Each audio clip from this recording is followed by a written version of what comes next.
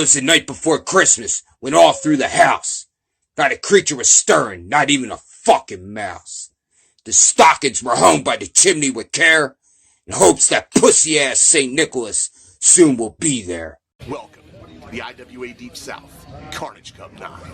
You motherfucker, I'll see you in hell!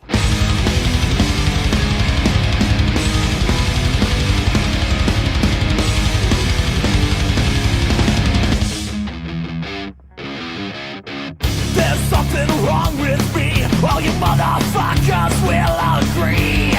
Should I be locked away or thrown deep down in an early grave? But I could not care less. If I fit in with you, I'd slash my own neck. I have problems to see, but I'd rather kill you than talk about me.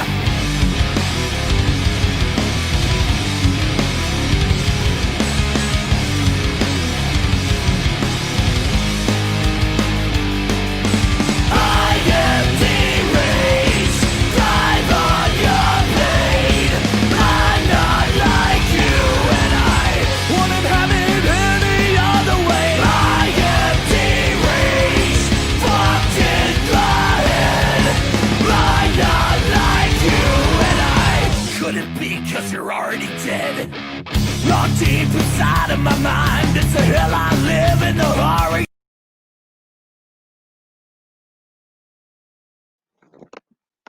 Welcome to the Death Hour. You know what time it is. Another episode. Happy fucking New Year. It's 2021. Let's hope this is a better year than last. Tonight, I'm very excited to have my guest tonight, the mad scientist of ultraviolence, the voice of Carnage Cup, Nathan fucking Hamilton. What's up, bro? Dude, that video was dope as shit. Thank you. That was cool as hell. Hey, it's good. Now, it is truly an honor to be on this show, man. You look at the list of legends you've had on here. It is truly humbling to be counted amongst them as having been on the show. we actually interviewed Matt Tanaga one time, so Yeah, that's I one of saw his. that. Oh, did you? Oh, yeah. So, Yeah. what was that fucking music playing? In case some people might not know that shit, fucking plug them up, man. That was the Casket Creatures. Those are, it's a great Atlanta. It's too limiting to call them a horror punk band. I call them a monster rock band. They're some of my best friends in the world. I've worked with them. I've directed some of their music videos. They're, great dudes. They have been the entrance music for quite a few wrestlers here in the Atlanta area. And so that was the title track off of Deranged, which was which was 2 albums ago, and my personal favorite of their albums. But yeah, check out the Casket Creatures. All their stuff's great. Fuck yeah. And tonight, remember, you guys know the routine. Drop your questions below. My guest this evening doesn't give a flying fuck. You'll answer anything, won't you? Yeah, I'm an open book, and I've got a mouth too big for my own good. You've heard the kind of shit I say on commentary. I get myself in trouble. I'm a big fan of your color commentary and your fucking weapon making skills. Thank you, sir. That's that was actually how I ended up getting started in the whole wrestling thing, was making weapons. Oh yeah, we're gonna talk all about that a little bit later. Let's talk about this shirt. Let's just fucking do this, and then we'll talk about it more at the end. Absolutely. Let's put this up here. There's information for you guys to get this shirt. Let's show it. This is a tribute to Cult 45, right? Yes, absolutely. This design is sick. God, I'm so happy with the way that came out, man. When I had never spoken to Ozawa-san ever. And I just cold emailed him and let him know, hey, I have a friend of mine. He recently passed. He was a deathmatch wrestler. He always wanted to get one of your shirts. He was never able to, and I'd really like to make it happen as a tribute to him. And I told him, I'm not making any profit off of it. All the money is going to the family and all. And he was so cool to do it. And actually, interesting, I got the design back as we were doing the Colt 45 tribute show. So I actually got it during the show, and I was blown away. So the way to get these, and I was going to set up a big cartel store, but they would have taken $1.50, $2 of every shirt, to run the thing. When I'm giving all the money to the family, that's a big chunk, and that's ridiculous. So I just figured I'll do it myself. So send me a friend request or just straight up message me, and I'll take your order and we'll do PayPal or figure something out, and I'll get you your shirt. And Powerbomb Prints is going to be making them, so you know they're going to be top quality. They're $25 for a small through an XL. Everything above that for us big dudes is $30. So sorry, I got to do the fat guy tax. It's just the way it works. But yeah, these shirts, like I said, all the money's going to Colt's family, and that's just a cool ass shirt. And I'm blown away. I didn't that was not what I was expecting at all. I don't know what I was expecting, but it wasn't that. That's one of my favorite designs I have ever seen. That's definitely one of the best designs I've ever seen.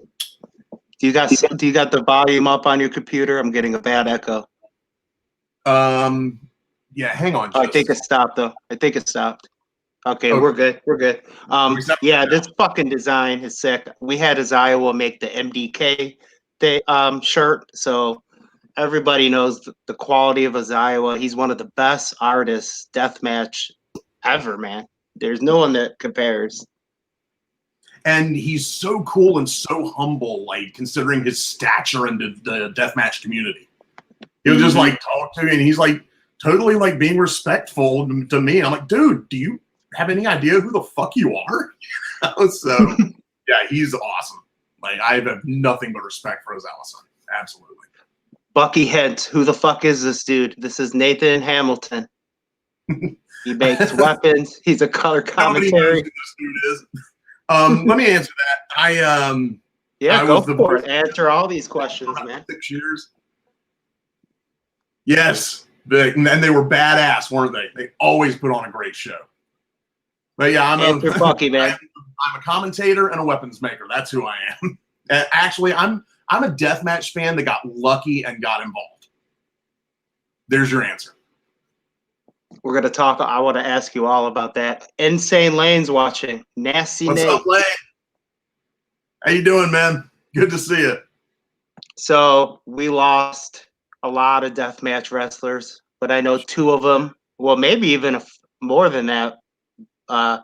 2 were very, very close to your heart, right? Boudreaux and Colt. I know Adam probably was very close, and Danny Havoc you knew too, right? Yeah, I did not know Danny. I'd only met Danny one time, but Danny was one of the dudes that I was a huge fan of when I first discovered the American deathmatch scene, because I discovered Japan first. Then when I discovered the American deathmatch scene, Danny Havoc was one of those early favorites. That one hurt, but yeah, Bueller was one that hit hard because I'd only called a couple of his matches, but he was always so excited to get like the barefoot match him and Colt had at Carnage Cup 11. Like I think I told the story on the Colt tribute show. I just handed them a package. Oh God, what a space juice! I'll get to that. I handed them a package of the syringes, and I'm like, "Here, do something with these." And the next thing I know, they're down there sticking syringes in the soles of each other's feet, and it's tough to get a cringe out of me. And I'd only seen who was it? Was it Thumbtack Jack and JC Bailey? I think they were the only people I'd ever seen use syringes in a barefoot match. And then they did it. And seeing it live is totally different. It was sick. Spider. God. Yeah, Spider. He was real close to you, right? I remember when I first started doing, because I started doing commentary. Carnage Cup 9 was my first. No, 8 was my first day. And I wouldn't go in the back. I was like, I still was in the mindset, no, I'm, that's where the wrestlers go. That's where the boys are. We as fans stay the fuck out here. And he just grabbed me by the shoulders like, no, man, you're part of the show now. Like drug me backstage and introduced me to everybody. And yeah, Spider he once called me the deathmatch Jim Ross, which is still one of my favorite compliments anyone has ever given. So, but I prefer to think of myself as the deathmatch Gordon Solie, not because I think I'm that good, because I am definitely not arrogant enough to compare myself to a goat, but because just like Gordon Solie, I never called him so. You're pretty that was a Carnage Cup 7 right there. And yeah, Spider was a good dude, man. And Colt, I mean, Spider and Colt were definitely 2 of my closest friends in the game. And it hurt, man, right there, back to back. was rewatching earlier today the last Pro Wrestling Georgia show, and Bryant had just come from Spider's funeral to do his match with Colt, and just watching them in the ring and them tearing it up, and like after the match, Brian saying we were representing for Spider Boudreaux, and now Colt's gone too, man. It's been a rough ass year on all this. I mean, look at everything. Look, Supreme, Drew Game. God, there's so many of them. I'm sure I'm forgetting. Tracy Smothers. Tracy fucking Smothers, dude. He was a treasure. He was an absolute treasure of the wrestling game, and his loss hurts a lot. That's a lot of knowledge that's not around anymore. That's a learning tree that it really is not good got cut down at all. And then, right when we thought it was all over, it was almost New Year's Day, and then they announced MF Doom dies too. It's like, what the fuck's going on, man? Shit is crazy. Yeah, it's never fucking ending. And then, Tanya Roberts died yesterday. A great B-movie actress. I mean, there's probably more. There always seems to be like a handful right at the first of the year, which is always weird. But I know. We can't take that this year, though. You know what I mean? No, absolutely not. I kind of think, and what I'm hoping is that 2021 is going to be the reverse of 2020. Like 2020 started off, and we were all just like, yeah, business as usual, and then blam, the world catches fire, and we go into a tailspin of shit. So I think 2021 is going to be rough for a little while, folks. I hate to break it to you, but I think it's going to be the reverse. And by the end of the year, we may not be back to normal, but we're going to be in a much better place than we are now, and a better place than we have been for the last little while. Let's hope. What is Space Juice? Jeremy Murray. He wants to know that. Space Juice is a famous drink that I usually bring to the shows, and I'll give out I discovered it one night when I was house sitting for someone. It was all they had was vodka and Tang. And I put those two together, and lo and behold, it wasn't half bad. And I discovered later that is what the Russian cosmonauts drank on the space station, because Tang was the only drink they could get into space. Of course, the Russian cosmonauts, they had vodka. So it became known as Space Juice, and that has gotten passed around many of those shows. Which now, did Jeremy Murray, did he take a sip of that? I believe that everybody there probably did. Now, right now, it seems weird to think about how many mouths touched the bottle of Space Juice, but those were more innocent, less weird ass times, and we were all just getting drunk as shit. So, that was pre-COVID, huh? Rob Marsh. Funny story about Colt. Funny story about Colt and Space Juice. I always said that I met Colt at Carnage Cup 10. And he, only a little while ago, corrected me on that. I was like, no, you called one of my matches before that. What? No, you got to be shitting, man. I don't remember that at all. It was an LXW show in, God, I can't remember the name of the town right now. The same town same arena where Carnage Cup 10 was. And I drank so much Space Juice at that show that I don't remember calling that show at all. So Pat Pruitt gave me a DVD of it fairly recently, because it was the only show I'd done commentary on for Deep South that I didn't have a copy of. And lo and behold, there's him and Freak Show having a barefoot match, me calling it. I don't remember a bit of it, so he was right. Now, you're known to drink a lot during shows, right? You've never called a match sober, no? Well, the first time I ever did commentary, I was probably too drunk to be doing commentary. And I figured, hey, I might suck sober for all I know, so I'm not going to chance it. And I'll just drink while I work. Why the hell not? It's one of the only jobs you can get away with that at. Right? Fuck it. I try not to drink to where I don't remember the show anymore, though. So I've tried to back off a little bit. Okay, I want to go back. I want to go way back. Oh, what's that? Okay. You guys, that's the ordering. We'll keep putting this up throughout the night. Right You grew up in a very strict household, did you not? You were able to watch wrestling and horror movies. Is this right? there. I'm a preacher's kid. We when we were little, we were Jesus gypsies.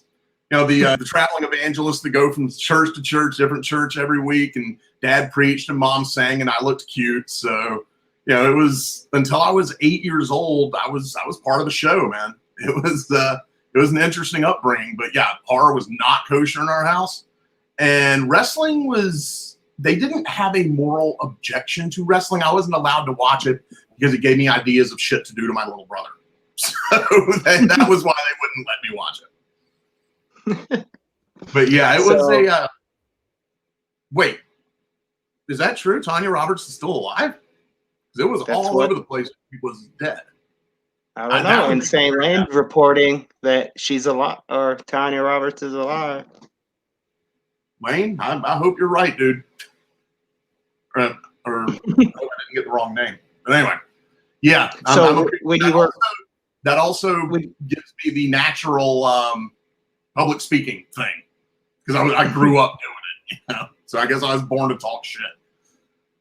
That's crazy. So when did you finally get to watch wrestling when you were more little? Did you like sneak away and finally seeing it? And like horror movies, when did you finally get to like I know when I was a kid, I went into my mom's room and snuck the Eddie Murphy Raw VHS tape. She didn't want me to ever watch it, and somehow I got a hold of it and watched it, and I was just like, what the fuck? This is so cool, you know? Like, when did you finally sneak and watch that shit? Wrestling, I was probably 6 or 7.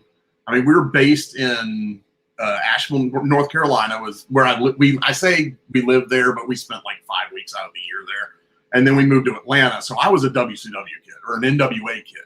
So, you know, Ric Flair was the real world champ and all that. So the first wrestling I saw came on at 6:05.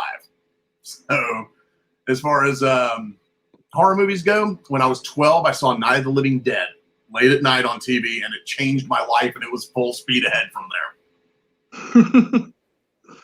Night of the Living Dead. That's one of your favorite of all times, right? That is my favorite. They're coming to get you, Barbara. And it's because that movie literally changed my life. Because, I mean, being a kid, and you know, I had always been interested in the darker, more violent, more scary type of stuff. There was more than one time, like, a freaked out Sunday school teacher called my folks in to talk to them because they said, you know, draw your favorite Bible story. And I'd drawn like David holding Goliath's severed head or like really bloody crucifixion or something. Like, something's wrong with your kid. And so, you know, you grow up being told something's wrong with you for liking that kind of stuff. And then I watched that and I was like, you know what? If there are movies like this out there for people like me, that means enough people are out there that like this kind of shit that it's not weird and there isn't anything wrong with me. And that was more than a movie to me. Watching that movie that night was a seriously transformative experience. That's awesome. So that's when Thank you, Lisa. Nathan Hamilton. Good news. Yep, is still alive. So there you go, Nathan. All right, sorry. So, what were you saying? What does your family think of your projects and what you do now? I don't know if you have a shoot job or whatever, but like, you know, do they know about the wrestling shit, death matches? Yeah. What? Yeah. I had been living with my mother when I started doing the wrestling thing. And so she would like walk downstairs, like wonder what the hell I was doing, wrapping shit in barbed wire and gluing thumbtacks and stuff and all that. So I showed her one of the matches. What I figured out when I was a teenager is if you tell them a little bit more than they want to know, they stop asking questions. So I showed her one of the death matches. She's like, okay, whatever. I don't even want to know what the hell you're doing. So that was the way that went. So when did you start watching death matches and hardcore shit? ECW and shit, or was it even before that? I discovered death matches through ECW. On one of the episodes, it was Cactus Jack versus Terry Funk, and Joey Styles was talking about their exploding barbed wire match in Japan. And I was like, holy shit, that's a thing. So I got online, and this is how long ago I got into some AOL chat rooms with some people who knew wrestling, and eventually figured it out. And I went on eBay and I pulled this out to show you guys and bought, kids, this is called a VHS. All right, this is how we used to watch stuff. And I got, I don't know if you can read that. There we go. The Best of Barbed Wire, volume 1 through 4. This tape is, the video quality is terrible, which made me look like I was watching a snuff film, but it was all the Big Japan and FMW stuff. It was Matsunaga and Onita and Pogo and Cactus Jack and Terry Funk and, you know, Leatherface and all those guys. And that was my introduction to death matches. Was an 8-hour tape of crazy Japanese. That Headhunter A versus Headhunter B in the plate glass match, like all those classics. That was my introduction to it. The Dangerous Glass too, match, right? What? That was when they were using that dangerous ass glass, right? Oh God, yeah, stuff they won't use today. I'm saying, yeah, it was not those were no shower doors. That was just straight plate glass. That was that Peter B. Peter B loves that kind of glass. Oh yeah, that shit will cut you up. There's a I learned making weapons. There's an art to making deathmatch weapons, and the art is make it hurt, make them bleed a lot, but try not to kill anything. Actually, that shit will straight up slice your throat or slice your wrists. So that kind of glass, that's dangerous. But those two big motherfuckers made it work, man. That's still to this day one of my favorite death matches. So after you got that VHS, what? Yep. Hashtag Code Blue. Were you instantly hooked? Was that it? Oh, that was it. After it, that was it, man. And then I, through the wrestling message boards and stuff, I kind of became a little bit of a tape trader. I wasn't a big time or anything. Started getting some of the CCW and IWA Deep South stuff, and then I got to college and that was with the days of Kazaa and LimeWire and all those great ways to get your computer aids. And I would download every death match I could find, and there was a bunch of them on there, man. That was a great way to get death matches. So that was where a lot of my death match education came from, as far as the American scene goes. So when did you decide, hey, I want to start going to these live? When I discovered there was one fairly close to me, which was Carnage Cup 7. That was the first live deathmatch show that I ever went to. It's in Coleman, Alabama. It was about a 4-hour drive from where I lived in Atlanta. And I don't know, somehow, because when I was downloading all those, matches and all that stuff, everything was just labeled IWA or IWA Mid-South. I didn't know IWA Deep South was a thing. And then I found out, oh my God, they've been running for like a few years. And I didn't know it was this close. I was kind of pissed, but I'm like, okay, we're going to this show. Like, and me and some of my buddies got in the car, and I was there for Carnage Cup 7, and that was it. And I was so hooked from there. Seeing it live is totally different. When you can smell the blood, it's totally different. Mm-hmm. Yep. I remember smelling the blood at Lethal Leap Year. That was crazy. You could just smell it in the air that night. Oh, yeah. Well, yeah, I could definitely smell the blood because John Rear stabbed Spider like 10 feet from me. Which was that was that show. What was that like live as a fan to see that? Okay, I don't know how many people know that, but we decided to eat a bunch of mushrooms before that show. So I'm sitting there in the front row tripping balls, and a dude stabs a guy like 10 feet that way. And I was like, oh my, what the fuck is going on? Like, he just stabbed that dude. This is awesome. At first you're like, am I going to have to testify about this? But no, wait, never mind. It's okay. So enjoy it. And from then on, I was just like amazed. There's actually a picture somewhere of me posing next to a puddle of Spider's blood on the floor from that night. That's awesome. This is Rob Marsh. He was in the Carnage Cup 11. He wants to know, are you still friends with the best promoter in the business, Kevin? Goddamn Brandon. That's sarcastic. I know he doesn't. Marsh doesn't like Brandon anymore. I'm a lot of people don't. But okay, here's the way I'd say about Kevin Brandon. I will always be a Kevin Brandon guy because he's the guy who gave me the mic. He's the guy who said, here, become part of the show, which is one of the best things that ever happened to me. I don't have to agree with someone's politics to do business with them or to be friends with them. Because I say, yeah, I'm friends with Kevin. That does not mean that me and him share a lot of the same views, because we absolutely don't. But we both love to see the meat hanging, man. So, you know, I've found Kevin is one of those people like people break into an impression when they talk about Kevin, and you can't not do it, because it's like, you know, no one ever talks about Hulk Hogan without doing the voice, brother. Or like, you know, you hear the old timers, whenever they tell a story about Dusty Rhodes, they always do the voice. You know, it's the same thing with Kevin. It's like one of those characters in the business that just has such a unique, you know, presence that you can't help but do it. But yeah, I'm still friends with Kevin, absolutely. Like I said, don't agree with some of the shit he's done or some of the shit he said, but doesn't matter, man. He was Cheap style, baby. Cheap style, baby. Cheap style, baby. Cheap style, baby. That was one thing I will say I respect. Cheap style, baby. Was that when that became a meme?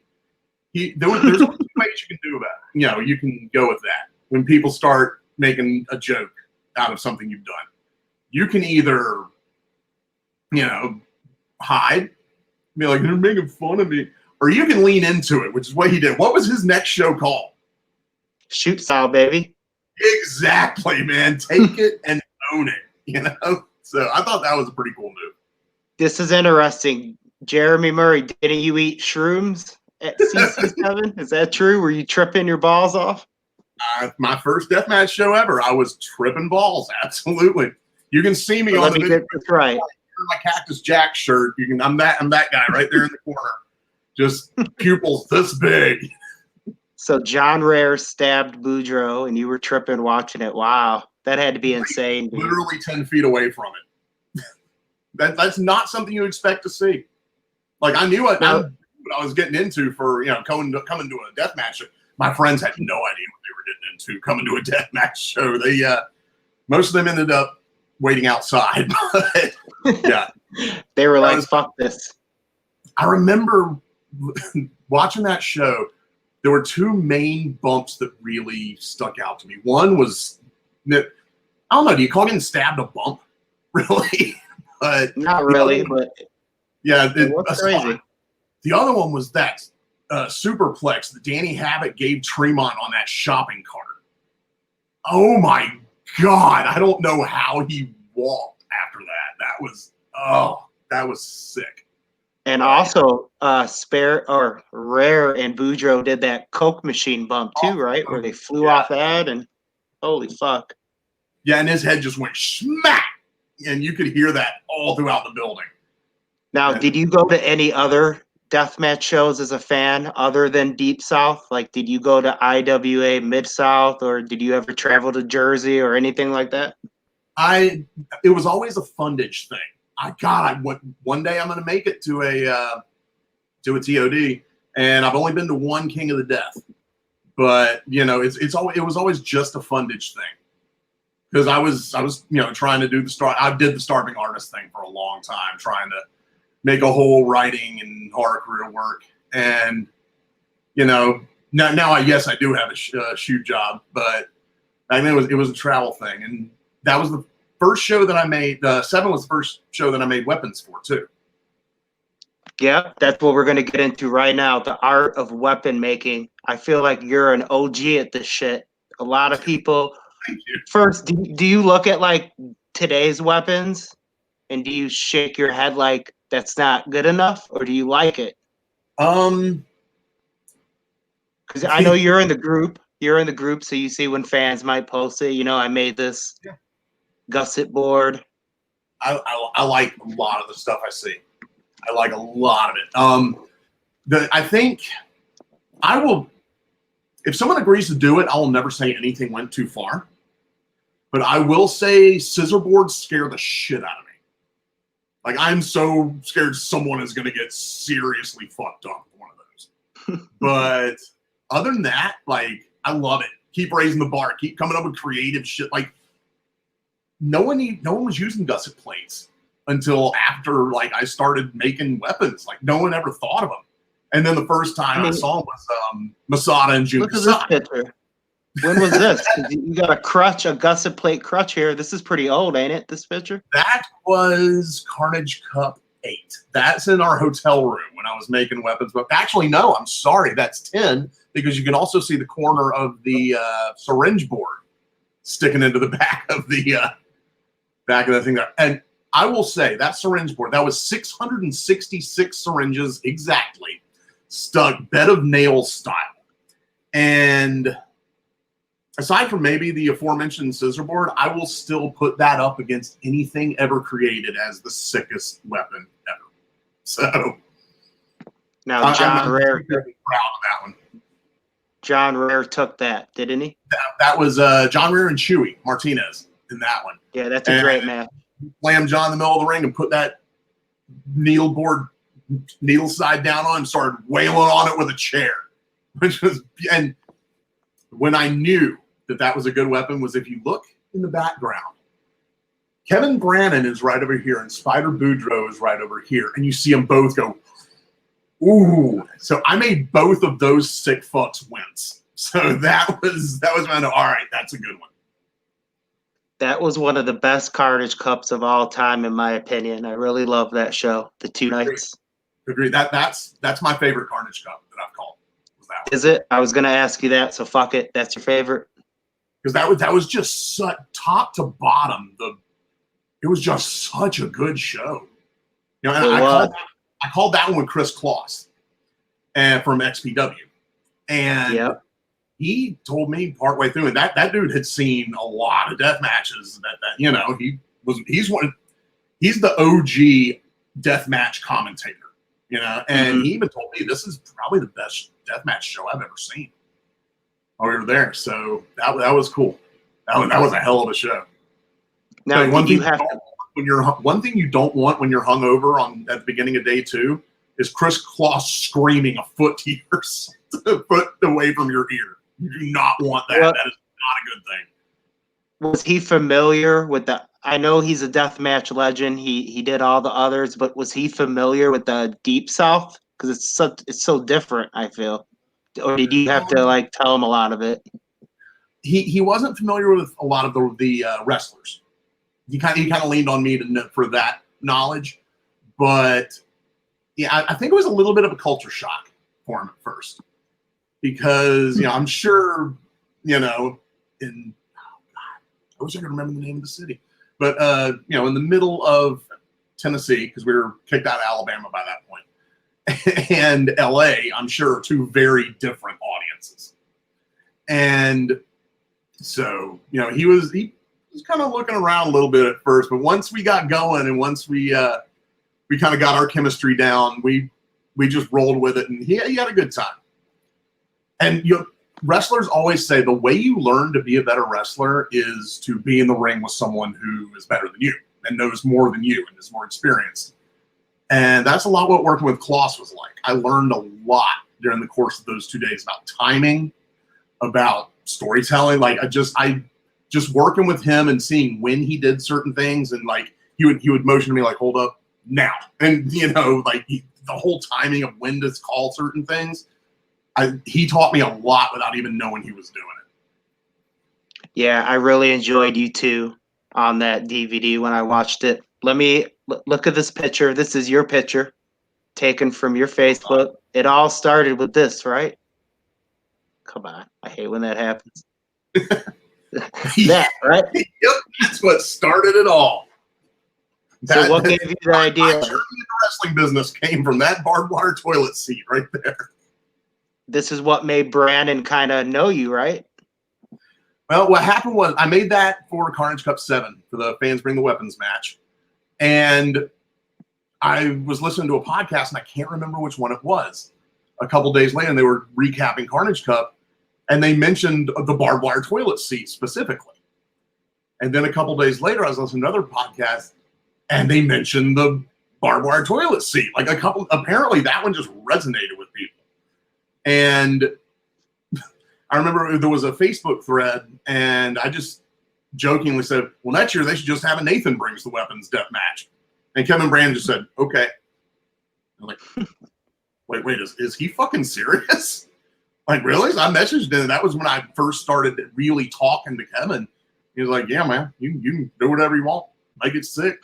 Like, all right, let's do it. Yeah, man. She's Let's do baby. it. So, and I didn't realize until I got to Carnage Cup 8 that it was called Nathan's Sadistic Playground.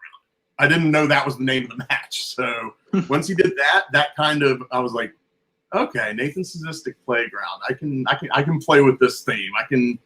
And that's kind of where the a lot of the character of the Mad Scientist came from.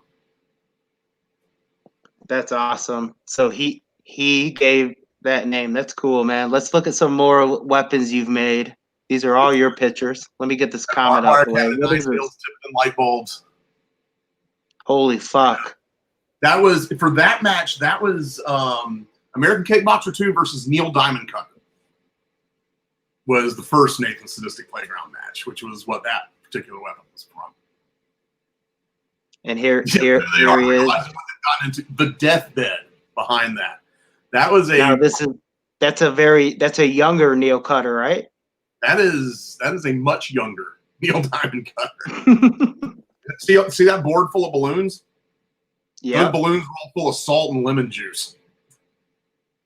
That's and crazy. A couple years later, Matt Tremont did a shoot interview with Smart Mark, and he was talking about Carnage Cup. He's like, some crazy fan made these balloon board with salt and lemon juice in it. They could have kayfabed that, but they didn't. I was like, hope he doesn't know that was me. So, have you ever when you made a weapon at home, have you ever been like, this is too far, I can't use this, and scrap it because maybe it's too dangerous? No. Have you ever made a weapon that wasn't used at a show and then you were disappointed, kind of like, what the fuck? Should you catch feelings for that? Because you took the time. There was one. It was a power drill with a fork stuck in it. Yeah, I was homaging Mr. Pogo and Abdullah the Butcher at the same time, and that was I think that was Carnage Cup 8, and it got used like in a real quick spot. When I'm like, no, that could have been used for some real. You could have built 5 minutes of the match around that thing, but I discovered I felt a lot better about it when I saw Madman Pondo grab it and take it out to his car. So he kept that thing. So I was like, okay, I feel better about it now. Has one of your weapons ever hurt a wrestler or maybe like caused an injury and then you felt kind of bad about it? I've never made weapons. I'm a big fan I love the art making of it. I've never actually made a weapon though. Carnage Cup 7 before I really knew what I was doing, because that was first show ever. I made a mace. It was 2 flower pots put together at the end of a rope connected to a pole, which got used in the Deathmatch Rumble, and it hit Big James in the head. And I'm not sure if that's what almost took his ear off or the light tube he took right after that, but he was a bloody mess after taking that and another light tube. And like when I heard it break, I was like, ooh, that's too much. That's too heavy. I should have had something that would sound better and was a little bit thinner. So that's when I'm like, okay. And it was actually Neil Diamond Cutter who gave me one other piece of advice, because I made for his match, I made thumbtack nunchucks. or one side of the nunchucks is all covered in thumbtacks.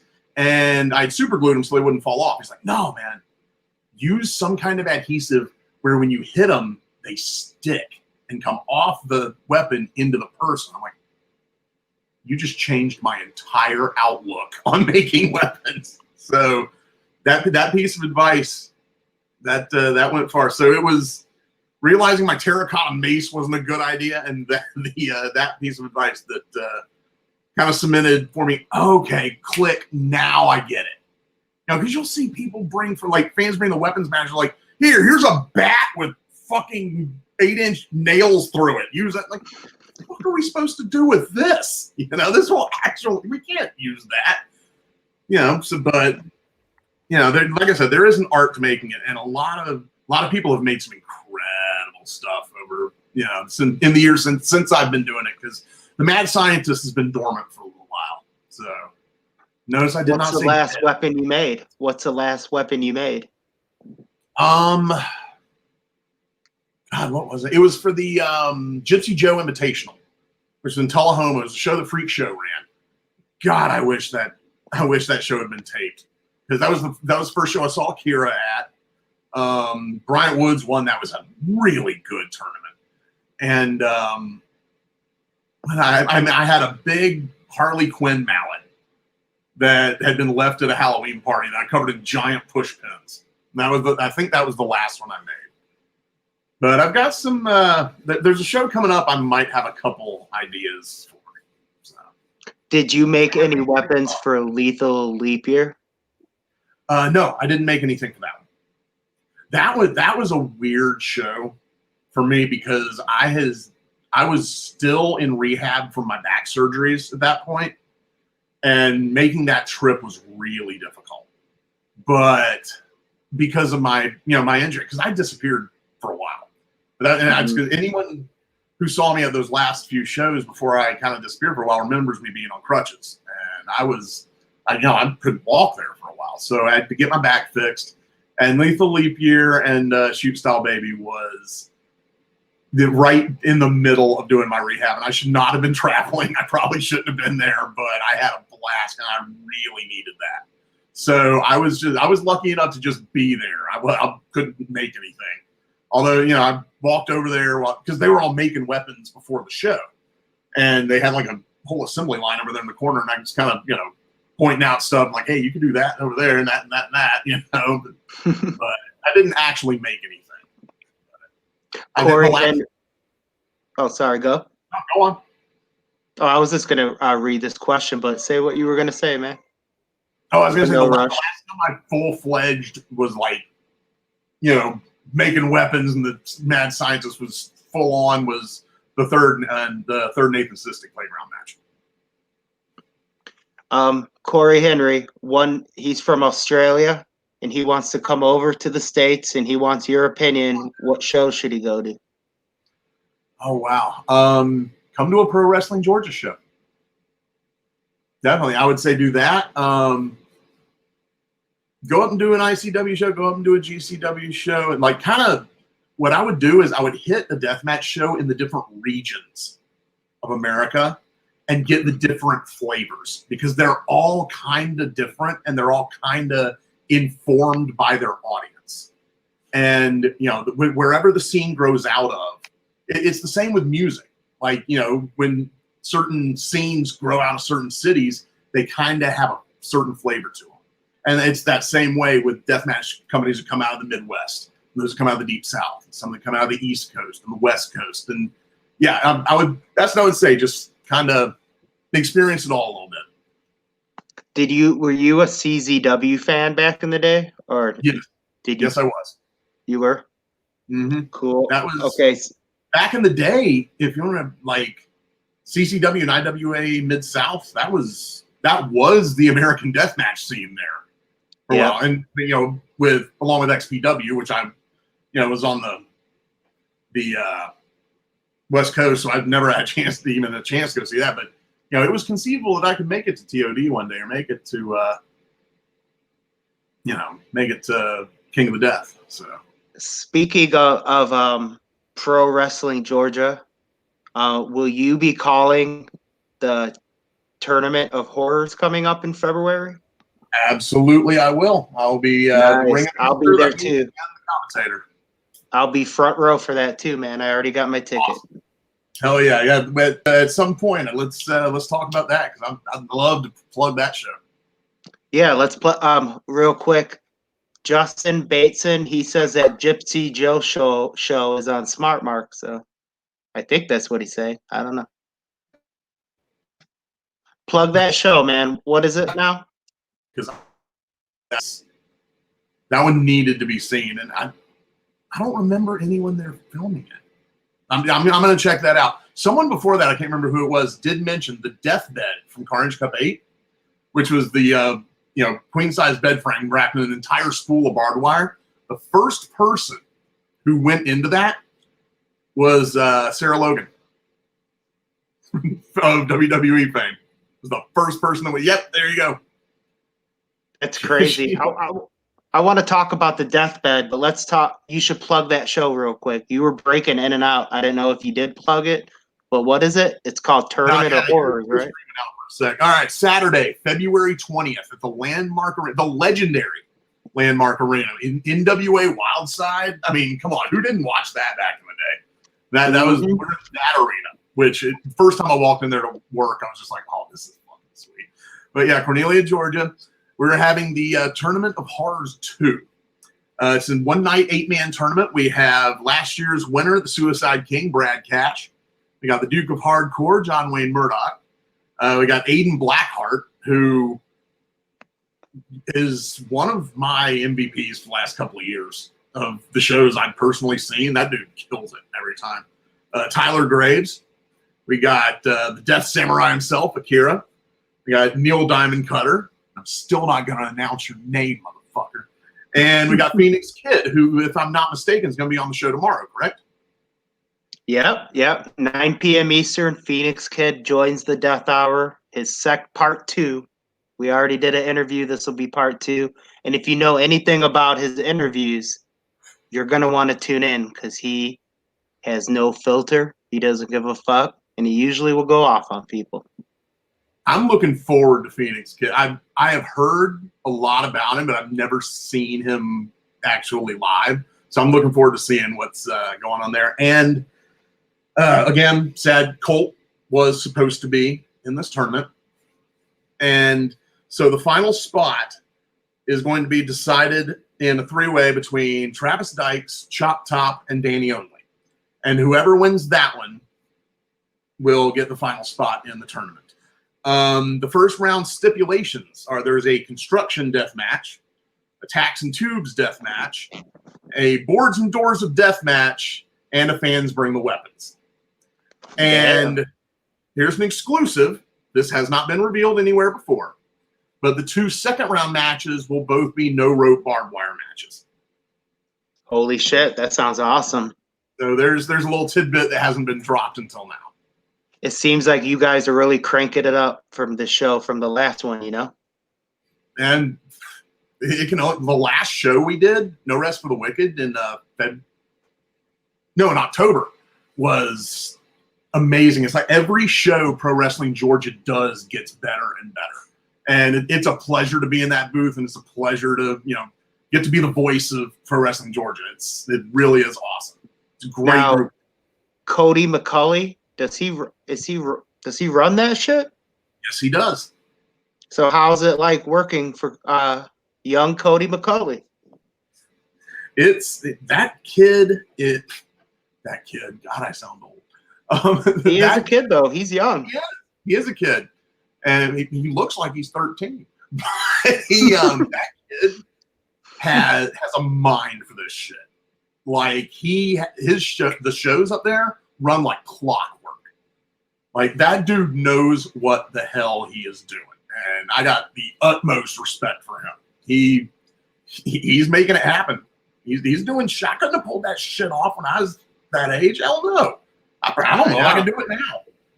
I'm great with booking storylines and shit like that, but the nuts and bolts of putting a show together, no. I'm a much better director than a producer, but he's both, man. He knows exactly what needs to go where and what peg needs to go in what hole, and dude's awesome. Phoenix Kid, he's watching right now. He wants to know whether are you going to bring out Deathbed, another Deathbed? And here's a question too to add to that: will you be making any weapons for this event? Maybe. I've got a couple of interesting ideas, and for that, there will probably be some shit in that fans bring the weapons match that I bring. However, a deathbed, we won't see another deathbed until, or I mean, if there is a fourth Nathan Sadistic Playground match. That is an exclusive to that type of match. One of my favorite uses of the deathbed at Carnage Cup 8, they had a battle royal, and I built that motherfucker strong. It would catch you. You didn't go through that thing. It caught you. And Sicko the Clown, who unfortunately is also no longer with us, was thrown out of the ring into the deathbed. And I think he was supposed to be eliminated at that point. Everyone's like, no, he never hit the ground. They picked him up and threw him back in the ring because he never hit the ground because the deathbed caught him. It was awesome. But sorry, kid, we will not be seeing a deathbed. We might see some kind of similar variation, but an actual deathbed will only be brought out if the mad scientist gets brought out of retirement. Now, the deathbed used at Masters of Pain in the infamous Spider Boudreaux Masada match, was that your deathbed, or did they take your design? I find it interesting that there was a deathbed in the match that Madman Pondo was in, him and Phil Macchio, and then a short time later, when you had brought Spider up for Masters of Pain, all of a sudden there's a deathbed up there. I wonder where he could have gotten that idea from. But no, that was not my creation. I thought maybe you were at that show. I honestly thought maybe that was you. Nope, that was an imitator. Well, I fucking love the deathbed. It's one of my favorite deathmatch weapons ever fucking created. Let's take a look at a clip of one of my favorite times it was used. Roll the footage. Oh my gosh. What's this going to be, Ann? Oh no! Holy shit.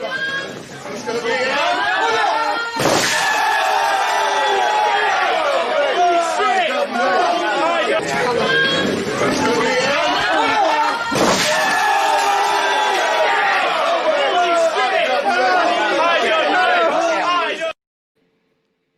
That was crazy as fuck. That was awesome. That was the third deathbed. I had to keep upping the ante on the deathbeds because the first one was just the bed with the barbed wire.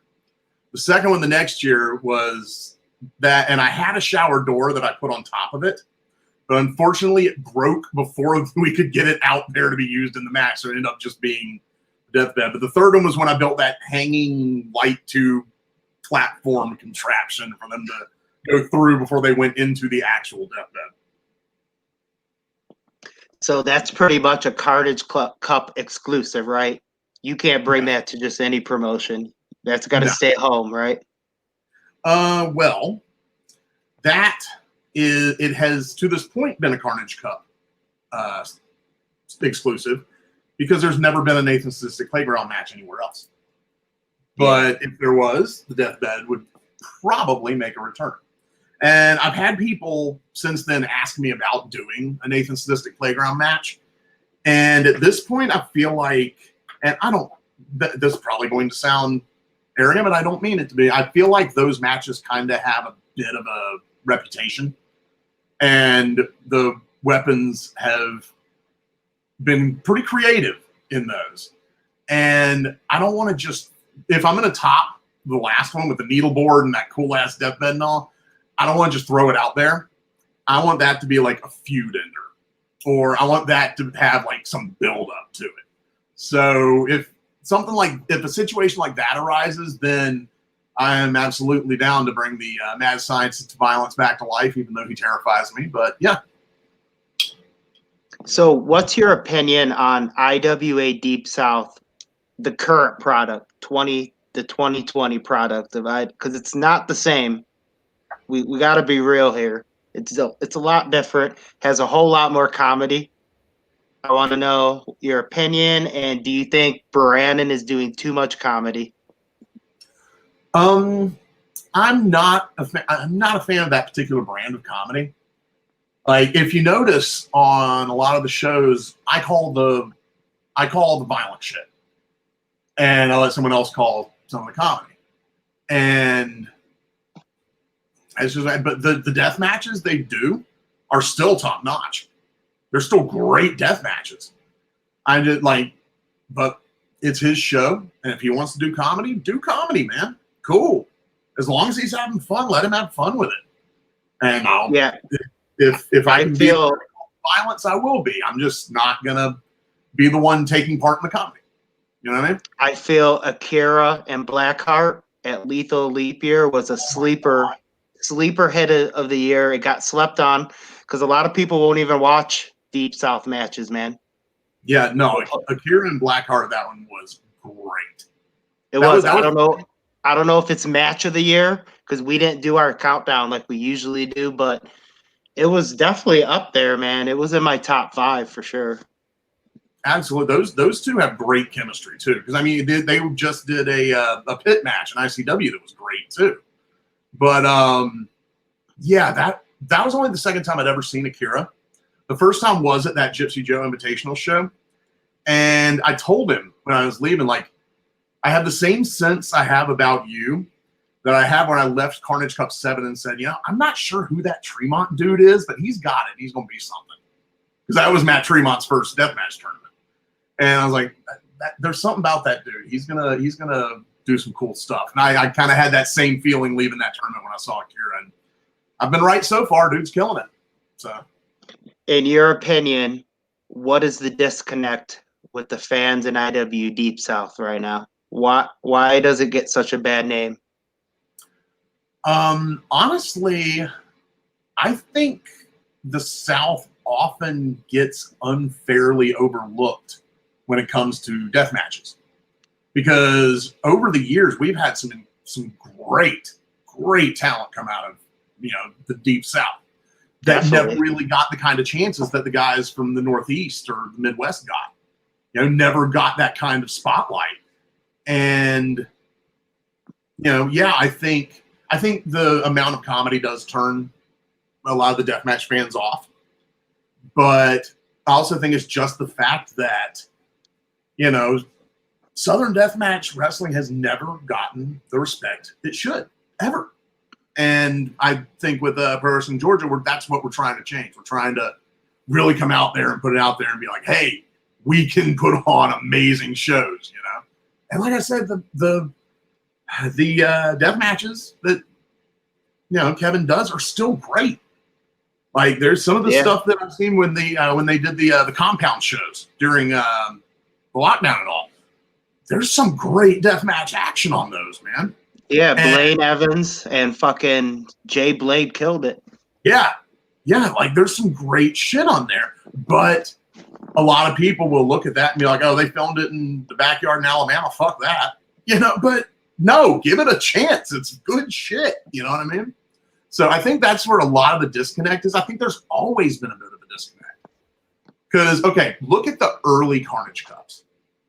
He was bringing in, Nick Gage and Thumbtack Jack and, Ian Rotten and all the Deep South and CZW guys and all. And I think that's what got the eyes on the Carnage Cup.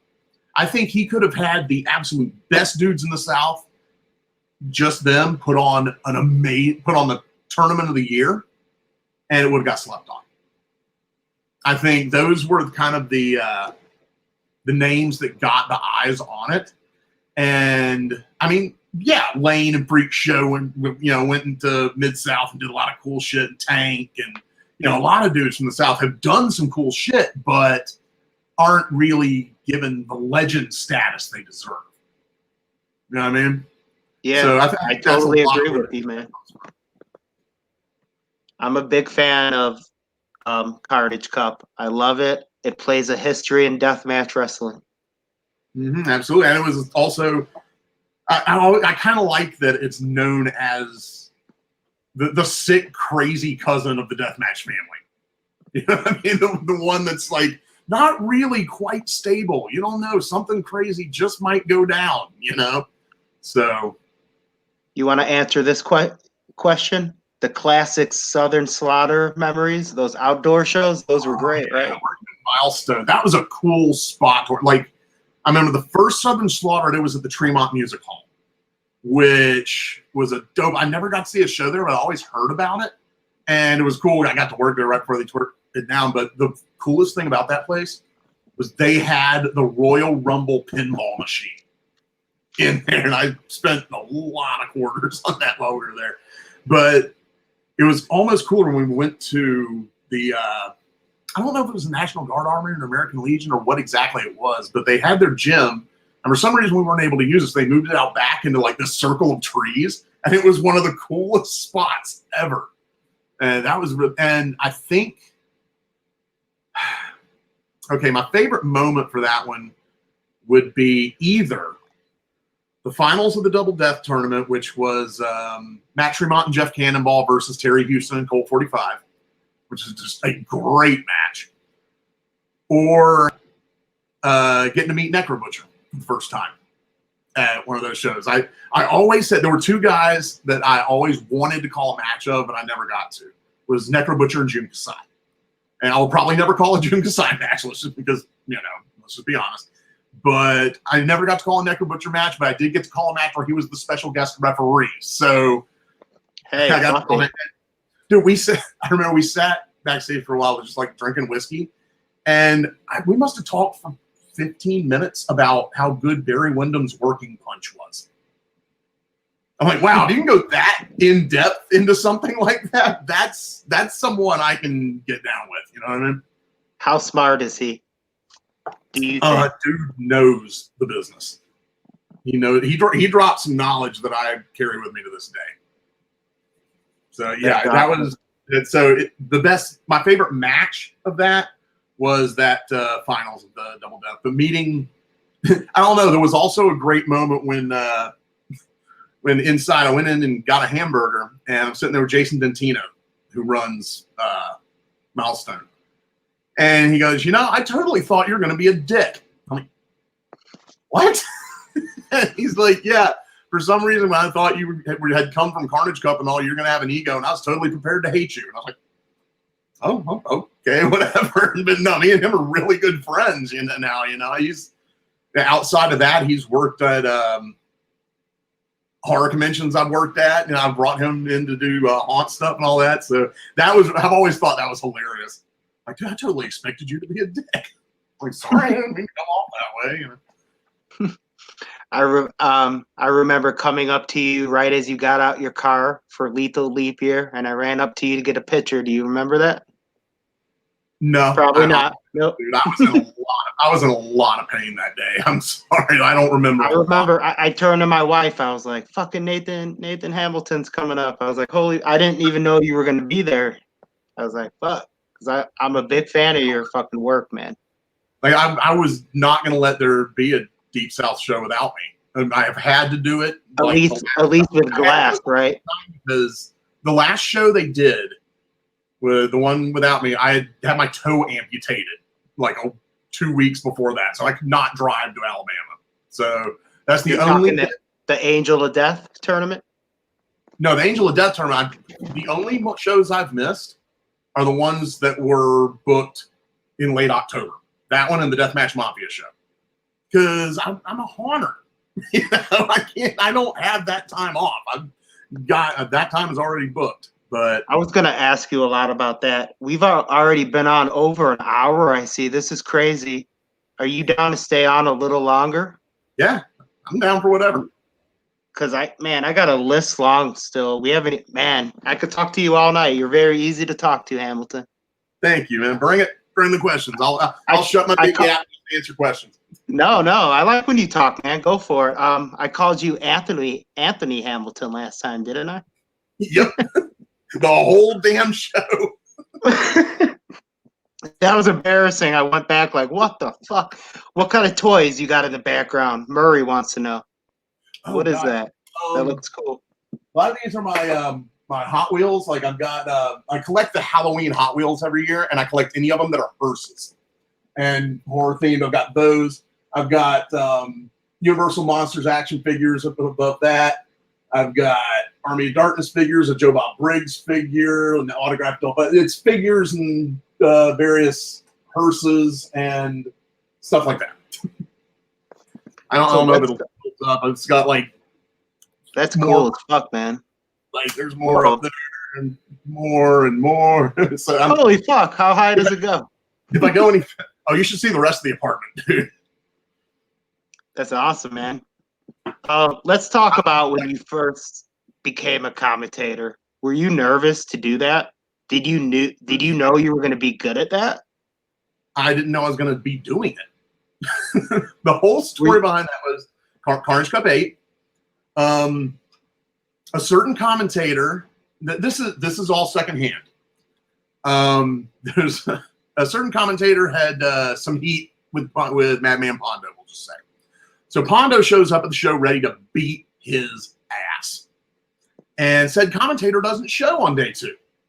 So Kevin asked if I wanted to do commentary for my match. I'm like, fuck yeah. And like I said, I was 3 sheets to the wind by then. And I was like, hell yeah, let's do this. And my partner for that, my commentary partner for that one, my first commentary partner ever was Brian Woods. And then Kevin comes up, he's like, yeah, that's pretty good. You want to do the rest of the show? I'm like, yeah, sure. And so I worked with Jeremy Flynn a lot that day. And like that was my first day doing it. And I was just like hanging on for dear life. You know, I was so scared. And it went over really well. And he asked me to do the next show. And from then on, I was the voice of IWA Deep South. And it was just kind of, like I said, I got lucky and ended up in the right place at the right time. And that's how I got involved. And it's one of the greatest things that's ever happened to me. Okay, you were also featured. You had some segments in the 10 Years of Carnage Cup documentary. Let's take a look at a small clip and come back, and I want to ask you something. I love anything where people are doing something extreme with their bodies. Tattooing, piercing, suspension shows, that kind of thing. Anyone who's willing to go to those lengths to do the things they love just fascinates me, because a lot of people will not go to those lengths, and it shows a dedication to what you're into that on a level that most people just don't even understand. So I think that's what it is. You name it, it's there. People every year try to outdo the other person on the best weapons they can come up with, and yeah, there's some sick shit, man. Especially with Nathan, sadistic matches one to watch. He's always coming up with some kind of crazy shit, man. Some kind of coffin, deathbed, made out of barbed wire, and it's a bed frame, so yeah. For my match every year, I've constructed what I call the deathbed. So, which is basically a queen-size bed frame wrapped in an entire spool of barbed wire. So, you don't go through it, it catches you. This year, though, there's going to be a little added bonus for them to go through before they hit the barbed wire. There's going to be a dangling light tube platform, because you always got to one-up yourself from last year. To do. How was it working on that documentary? Honestly, I'm a little bit salty they didn't do an interview with me, because I've been in the Carnage. I've been in more Carnage Cups than a lot of the wrestlers they interviewed, and they just like ran up to me with the camera while I was untying the pieces of the deathbed, and I was like, "Why didn't you give me a second to like sit down and be ready to do an interview?" That would have been a lot better. But I guess it's a good shot because I'm just untying everything. I guess it kind of cut the everything else was a talking head, so I guess it cut it up. But I wish I could have. Expounded a little bit more and had a little more time to talk about exactly what was going on with making the weapons. But yeah, I remember watching him just running around shooting everything all day, and I think that the documentary came out great. It did. It holds up today, man. I've watched that documentary probably 50 times. Oh yeah, it's so good. And I learned a lot of stuff I didn't know about the early Carnage Cups. So it's have you in the Carnage Cup documentary, Kevin Brandon talks about having problems with not cleaning buildings or getting in trouble for it's infamous, man. Everyone talks about it. Have you ever seen him not clean a building? Most of the time I was out of there before it was most of the time I ran out of there before I got asked to help clean up. Carnage Cup 11. I remember walking around that beautiful campground, and that like the area where the ring was all that glass. I remember Randy like walking through it, just kind of looking around, and I felt really bad for the dude. I was just like, man, Randy was cool as shit to everybody. Like he shouldn't have done him like that. That was the only time I ever saw it firsthand. Vic, he's an admin here. He wants to know, who's your personal top deathmatch wrestler to come out of the Deep South? Ooh, that's a good question. That is. Of course, you got like what's kind of considered the four horsemen, I guess, of Tank, Spider, Freak Show, and Insane Lane. Like the Carnage Cup originals, those four are super up there. I think if Colt hadn't died, he'd have been the future of Southern Deathmatch Wrestling. I still think Bryant Woods has so much potential, so much. And I mean, a lot of the guys I'm working with now, Brad Cash is absolutely amazing. The young dudes like Cody and Haas and Travis Dykes and a lot of those guys they're really young, they're really hungry, and they're only going to get better. Terry Houston, that is a tough son bitch right there. Hell yeah, he is. Shout out Terry fucking Houston. Absolutely. That is one tough motherfucker. What did you think of this match, this fucking gauntlet? Oh, man. That was nuts. Like, me and Dan just sat there watching that, and because something happened that wasn't supposed to happen in that match and kind of threw off what we thought was going to happen in that match. So from then on, we were like, we have no idea what the hell's going on. We're just going to, hang on for dear life and watch this complete clusterfuck of insane beauty happen,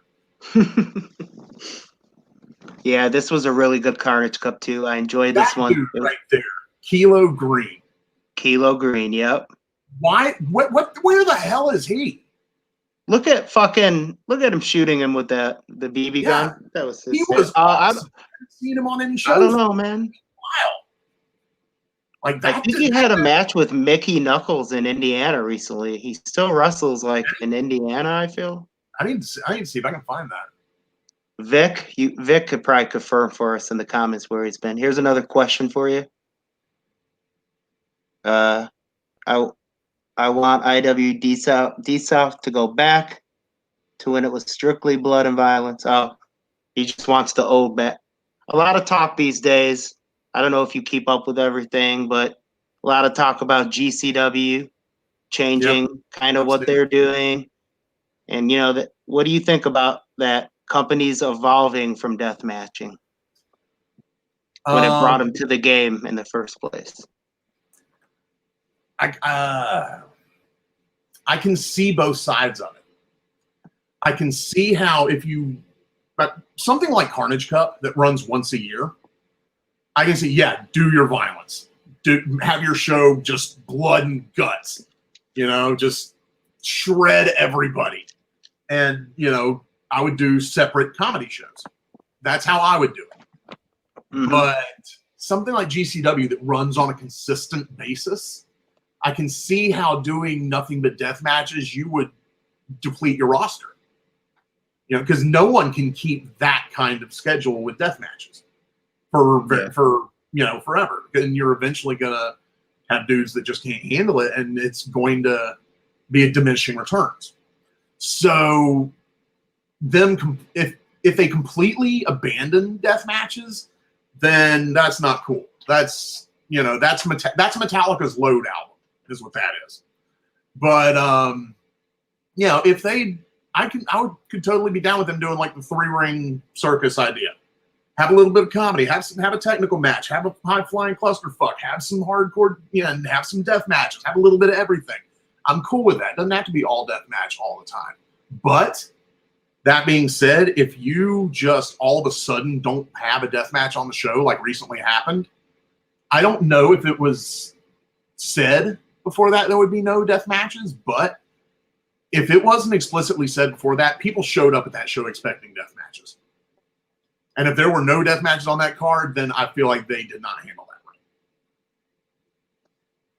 So that's I can really see both sides of it, and I think each different Fed would, it kind of has its own situation.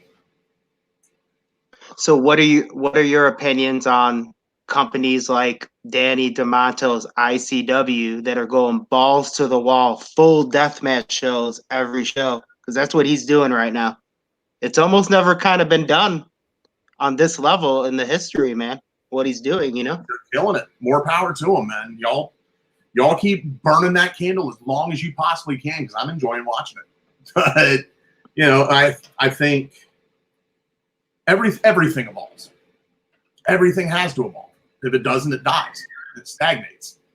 But man, they're killing it right now. Here's a hot take. All right, and then this will probably piss some people off. The whole chain thing at ICW, I think, would make for a great gimmick match. Make that your signature gimmick match, but don't do it the whole show. So you're not a fan of the chains all the time. A lot of people are, some are. I think it limits what a lot of the guys are able to do. Because to be a great deathmatch wrestler, you first have to be a great wrestler. Great deathmatch wrestlers are great wrestlers who do death matches. That's the way it works. If you take away the guys who specialize in hardcore, they can, in death matches and all, they can make that work. But I think a lot of guys you could bring in to do violent matches in a regular ring that could handle it a lot better than you could with the chains. And the chains are a really, really cool visual. Like a really cool visual. So I think if you had that as like use it like WWE used to use Hell in a Cell, where like this is like when a feud gets to where someone has to die now, you get in between the chains. Save that cool ass visual for then, not just leaving it up the whole time. So. Who's some of your favorite current deathmatch guys right now? Not IW Deep South only, just anyone on the scene. Right. I'm a sucker for Schlack, dude. I love me some Schlack. Everybody does. I've recently been really impressed with Alex Ocean. Me too, man. Like he was supposed to be on one of our Frozen Georgia shows, but he ended up having another commitment and had to go. And then I was like, who is that guy? And I remember Cody telling me, dude, he's the shit, man. You should see him. And then I saw him on ICW. I'm like, fuck, you were right, dude. This dude's awesome. I think Ricky Shane Page is, if he's not the top heel in the business right now, he's in the top 3. Like the work he's doing right now is absolutely great, and his whole gaggle of assholes that follows him around, they're all going to be in that next wave. They're going to be the ones that are coming up behind the mega stars right now that are going to keep it going. So those are some of my favorite guys right now. Did you think Akira was going to skyrocket the way he did after Lethal Leap Year? Because shortly after that, he went to ICW, live on IWTV, and he really became a big name, man. And he wasn't as big at Lethal Leap Year. I knew he was going to skyrocket before that. When I saw him at the Joe Invitational, because the Rejects brought him, and like just sitting there talking to him, like I could tell he loves the business. He loves death matches and the art behind it and everything. And I was like, you got the skills, you got the right attitude, and you got the smart. Like I knew that kid was going somewhere. What are your thoughts on some of the former guys that worked Deep South becoming the top names now? Like Neil Cutter, he's in discussion for top 3 right now in the world. And John Wayne Murdoch, Why do you think they took so long to blow up? Because they've been doing this shit a long time. John Wayne Murdoch hit. Okay, that's the worst injury I have ever seen live. I don't say John Rare breaking his femur. I don't count because I was on the other side of the ring and didn't actually see it. But Carnage Cup 8, but he wasn't even going by John Wayne Murdoch at this point. That's when he was still known as Damian Payne. Yeah. And him and Josh Crane had I think on X Marks the Spot match. They had light tube X's in all the corners. And he took a drop kick and goes backwards into it. And, pretty standard move you've seen people do. But he grabs his shoulder, and me and Smooth were sitting at the corner directly, next to it. And he held and when he moved his hand, I just watched his shoulder open up. You've seen that footage, right? Yo, yeah. It was oh my God. Fucking crazy. The dude has a vagina on his shoulder, like a big gaping pussy on his shoulder. And what gets me is you can see him look at it for a sec, let it go, pull that together and go, fuck it, let's go, and start to get up. And the rest is like, no, dude, sit down. You are not going to go, man. That was the worst thing I have seen anyone get live. That was gross, man, in the best way possible. But yeah, John Wayne, he's been grinding a long time. He deserves every bit of it. I remember him and there was a dude who was Josh Crow, the guy I was just talking about. They killed it at Carnage Cup 8 in a loose light tubes match, in the rain, and they just killed. And I remember that match, and that's why I booked them together at the next one. And then I remember doing another show, and they're like, who the fuck is John Wayne Murdoch? And he comes in, I'm like, oh, okay, gotcha. It's formerly known as Damian Payne. So, he's killing it. What was the first one you mentioned? I know I went straight to him. Oh, Cutter. Neil Diamond Cutter. He's blown up a lot this year, The winner of the first Nathan Sadistic Playground match. So I remember he disappeared for a while there. And it was shortly after that match, and I used that in a promo once. I was talking about everyone who was in them, ask, what was it? Ask American Kickboxer, ask Bryant Woods, ask Neil Diamond Cutter if you can find him. And then I just seen that. I just watched that promo last week when I was putting together your intro video. Oh God! Then so I'm that promo. Are you talking about the really long one? I did about when I talked about the backstory of the Sadistic Playground. Yeah. When you talked about how bad things happened in the playground when you were younger and all that. I'm actually pretty proud of that promo. that's Dude. One thing. I despise going back and listening to myself. Can't stand it. I very rarely will watch any match I've done commentary on, and if I do, it's on mute. I don't like this, hearing myself do commentary. That one though, I am proud of, and it's actually on my acting reel. I'm like, that was some pretty decent work. Dude, you're such a great color. I can't say this enough. I'm not just saying this because you're my guest. One of my favorite deathmatch color commentators of all time. I appreciate it, man. There's something about your voice, dude. I think it's because the way I do commentary is when me and my buddies are sitting around watching wrestling, these are the kind of things we talk about. Mm-hmm. The jokes we make, the holy shit, did you see that stuff? It's basically the way I talk when I'm sitting there talking to my buddies, but I'm calling moves too. Hell yeah. Thank you. Absolutely. New ways for boys to eviscerate each. I like that. But yeah, Rich knows. He's one of the Meg Taraj is our crew here that watches wrestling together. We sit there and we basically do commentary on the shows. I just do what I do with them, but I throw in. Yeah, I bet Randy was pissed. I just throw in calling the actual moves. So I think you can tell when someone doesn't want to be there, and you can tell when someone's having a good time. And I love doing commentary, and I think that's why people have kind of, gravitated towards it, because they can tell I'm having a good time doing it, What are your thoughts, since this guy's mentioning Little Donnie, what are your thoughts of Kevin Brannon's crazy crew of Jeff Hart, Little Donnie?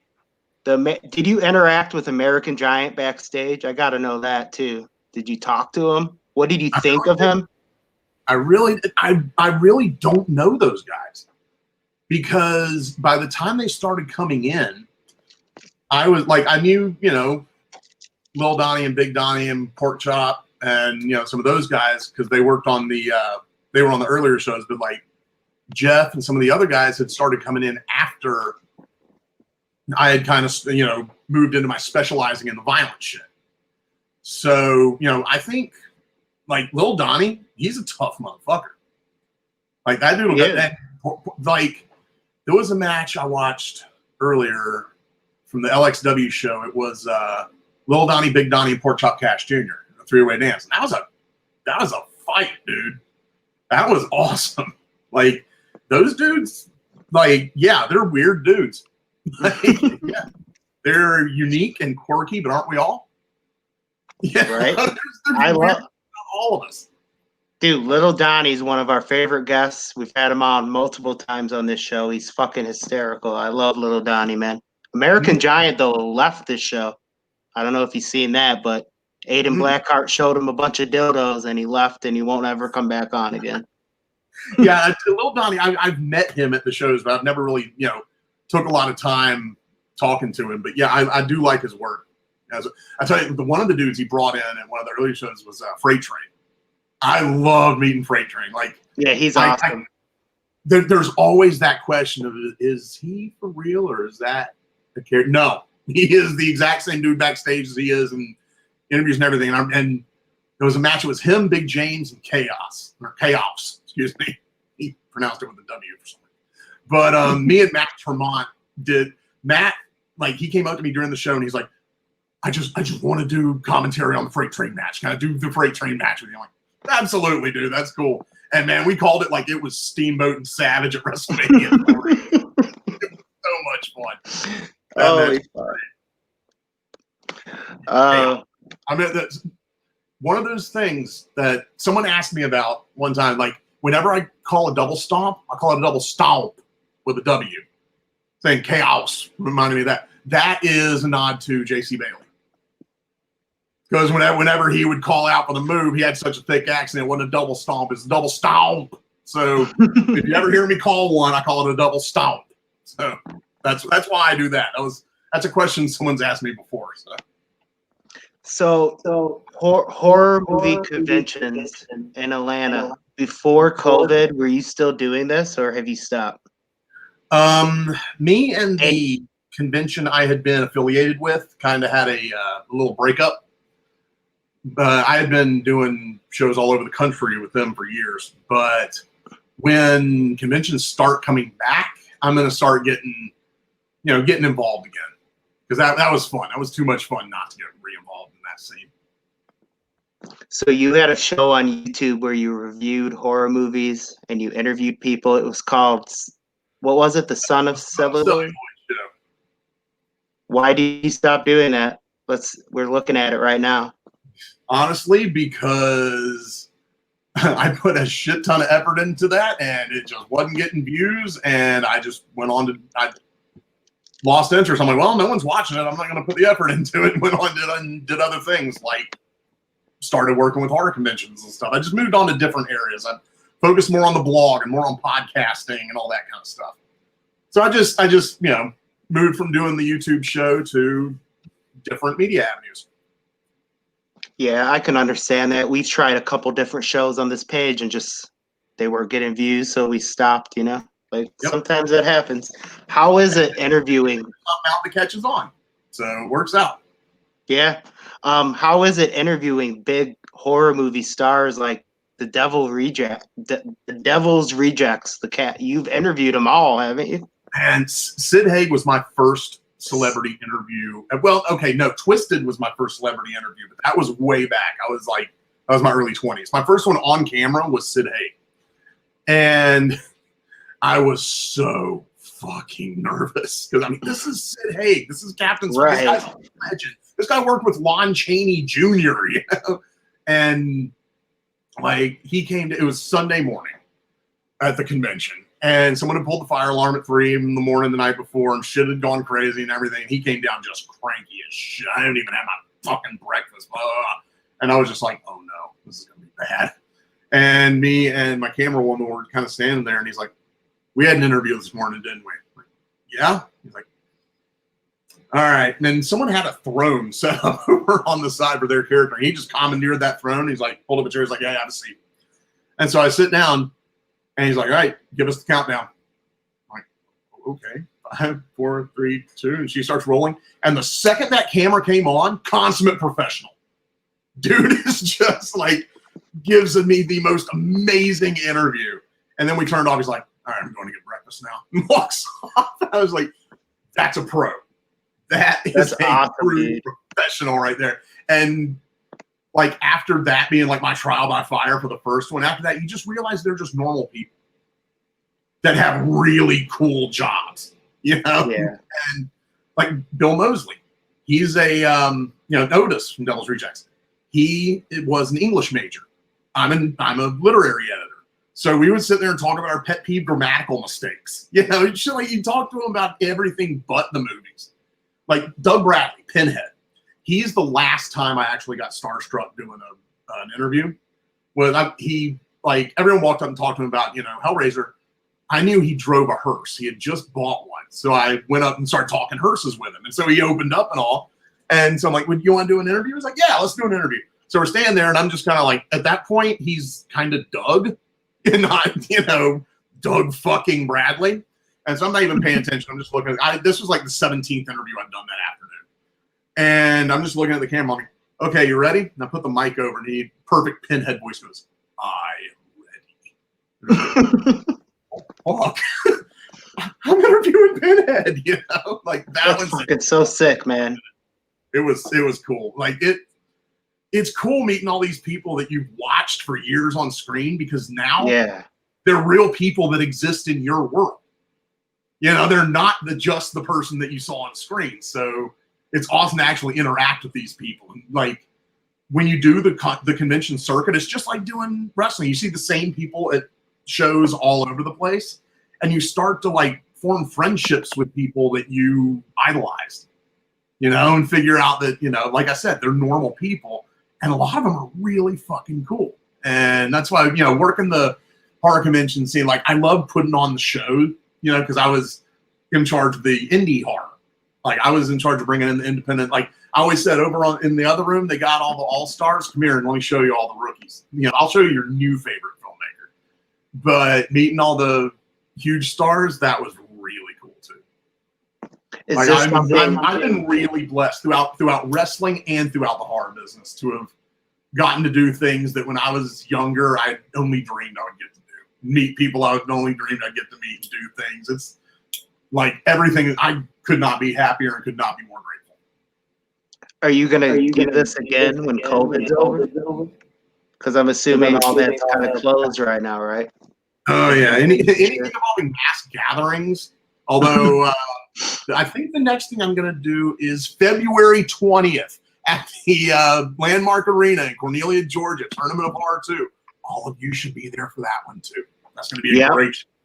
And I got my front row fucking ticket. Hit up Cody McCauley. Hit him up on Facebook. He'll get you situated. MDK will be there covering all the action live, man. We're going to give you guys the royal coverage that night. Awesome. I'll be there hosting the festivities, and we're gonna put on. Oh, you froze out. But yeah, once COVID goes away and gatherings are allowed again, and stuff like that, then yeah, I definitely plan on getting back into the live event scene and doing conventions and things. I may have some other interesting projects in the work. Best haunted house that you've been to? Ooh, you can't. There's no real answer to that, because haunted houses are like horror movies. You got stuff like Netherworld, which is the haunt that I worked at forever. Which, I mean, they've got. You worked there? I worked there for 15 years. Man, I live in Georgia right now, so I've been to it for a few years. I was the first person to ever run a chainsaw at Netherworld. So, whoa, I didn't know that, man. Absolutely. I started working there in 1999, and I worked my first haunt before I saw my first horror movie, which is like saying I shot heroin before I smoked my first cigarette. But I worked in haunted attractions since I was 12 because there was a church haunt, so I worked at that one, and then eventually I worked my way up to Blood Oaks, which is a JC's haunt in Snellville. It's still my favorite one I ever worked. And then in '99 I went to Netherworld. I worked there until 2005. Then I went to Savannah and became a ghost tour guide, and I drove tourists around in a hearse and told ghost stories for 6 years. And then I came back and went back to Netherworld and continued doing the chainsaw thing until I tore my knee up and I really couldn't chase people all that well. So that's when I discovered the Madagascar hissing cockroaches, and I would walk around the lot with those and terrorize people. So do you get a good adrenaline rush when you're scaring the fuck out of people in these things? There is no rush like that. It's you're doing things that you would get arrested for otherwise, and I guess it's probably a lot of the same rush that wrestlers get when they get a good pop, or when the musicians do when they make a connection with the audience with a song they're playing or something like that. It's basically you're just an actor, but you're in a one-on-one setting. That's all haunting is improv. But you gotta, like, you wouldn't think I'm 6'4" and weigh about 300 pounds, but I can sneak up on your ass. And you wouldn't think I'd be able to do that. It's just things you learn over the course of doing it for as long as I did. So there's a certain skill set, and when you see your mark, you're like, that's the one I want, and you get them, it's an absolutely huge thrill. So how do you determine that's your mark? Usually the one that at the beginning. Can you just see it in their fucking eyes that they're going to be scared? I've always said, and people argue with me about this, that fear has a smell. You can smell fear on someone. And it took me when I was a kid doing it at 12 years old, I was just like, oh, that girl's screaming, I'm going to go after her, and that's, of course, that's the easy thing. But once I had a bunch of years under my belt, I'm like, it'd be a lot more fun to scare her boyfriend and hear her call him a pussy. So then I'd do that instead. So you kind of, who in this group looks like the most fun to scare? That's who you go for. That's and fucking awesome, if the rest of their friends laughing at them, that's even better. Well, fuck, we're going to wrap this up, Nathan. This was a joy, dude. We got to get you on for part 2 sometime. Yeah, absolutely, man.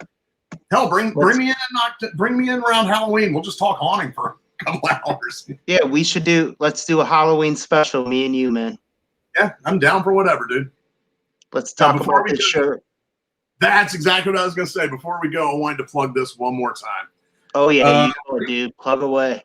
Yeah, we all know what happened. I don't need to say it. We all know that Colt 45 was a great deathmatch wrestler, and I think he was cut down way before his prime, but his legacy, he cemented a killer legacy for himself, and this shirt celebrates that. And celebrating his legacy is one thing, and it's also helping his family, who I've actually I've talked to his brother and his dad over the course of this, and I feel for him because I lost my little brother a few years back, and I understand kind of where they're at. And I remember burying him was stupid fucking expensive. So any way I can help, I want to. So all the proceeds are going to them.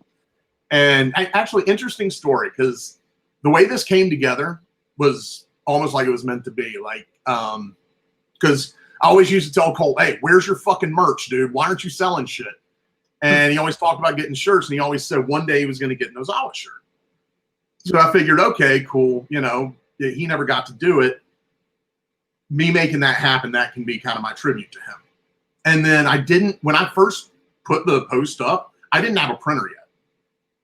And Powerbomb contacted me, and Jonathan, he showed me a screenshot of a conversation he had had with Colt, saying, hey, I'm finally getting shirts, man. I want you to print them. And I was like, and then he said he wanted to print the shirts. I'm like, the way this whole thing came together, it's almost like we're carrying out his last wish almost, right? Which is like, how long does this pre-sale go on for? The pre-sale is going on until the 10th, which is Friday. No, excuse me, Sunday. So you guys Sunday. got So 6 more days. Yeah, I was gonna cap it at the first of the year, but I figure a lot of people get paid at the first of the month. People got stimulus checks coming in. People were broke during Christmas, all that kind of stuff. And I like the day after I was supposed to end the sale, I sold the most in one day I had sold them any other day. So I'm like, okay, no, I'm gonna extend it for a week, but I'm gonna call it for sure on the 10th. So we encourage all you guys in this group. If you like Colt 45, if you were a fan of him, this is an awesome way to pay tribute to him and help his family all at the same damn time. I'm gonna get my pre-order in the next couple days, so you'll get my shit coming soon too, man. Dude, that shirt right there, that design. Ozawa asked me. Ozawa-san was like, "What do you want in it?" I was like, I wanted to give him as much room to do what he does as possible. So I sent him a picture, a few pictures. I was like, he needs to have a bandana on. He needs to be barefoot. And needs to have the words "tough little bastard." That's all I told him. And he bust that out. I was like, damn, dude. It's definitely one of his sickest ones to date. Yeah, I love it. Man, like it really makes me happy to be able to kind of do that for Colt. And I really hope that I'm able to help his family out as much as possible. So when this pre-sale is over, is it a done deal? You can't get these things in a few months, right? Printed once. Okay. This is a limited edition, only one time. If there are any something weird happens and there's an extra shirt or two, I'll have those at the show in February, but I don't think that's going to happen. So yeah, the pre-order is the only way you're going to be assured of being able to get your hands on one of these. Awesome, man. It's a real cool thing for you to do that, man. Do you have anything else you want to plug? The floor is yours. The show, February 20th, Tournament of Horrors 2. Get the Colt shirt, come to the show, and keep watching and tomorrow night, be right here to see Phoenix Kid on the Death Hour. Hell yeah. Thanks for that plug, man. Phoenix Kid, tomorrow night, 9 p.m. You're not going to want to miss that. Okay, we're going to, we always leave. We play that music video again. But before that, we're going to give you a sneak peek, guys, of a new show coming to MDKC hosted by Aiden Blackheart called the Aiden Blackheart Variety Hour. Oh, shit. We're going to play the quick trailer for that, and then we won't be coming back. So thank you, Nathan. You are an awesome guest. I want to get you in for part 2 sometime, man. Thank you for having me, man. Anytime. And buy the shirt. Support independent horror. Yeah, buy the shirt, everybody. Thank you, Nathan, so much, man. This was really fun. Thank you, dude. Peace out, guys.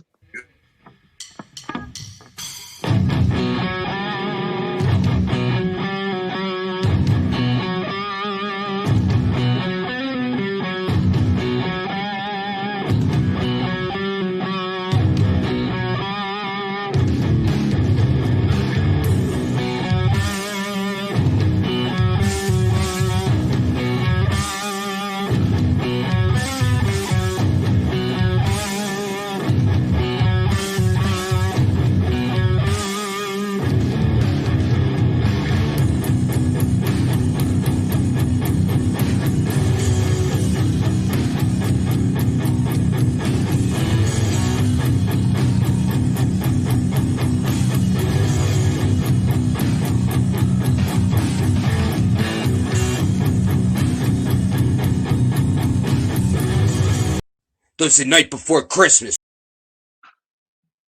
Those the night before Christmas, went all through the house. Not a creature was stirring, not even a fucking mouse. The stockings were hung by the chimney with care, in hopes that pussy-ass St. Nicholas soon will be there. Welcome to the IWA Deep South, Carnage Cup 9. You motherfucker, I'll see you in hell.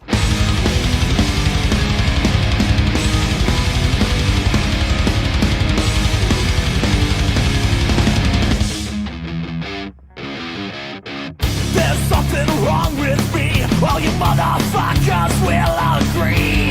Should I be locked away or thrown deep down in an early grave? But I could not care less. If I fit in with you, I'd slash my own neck. I have problems to see, but I'd rather kill you than talk about me.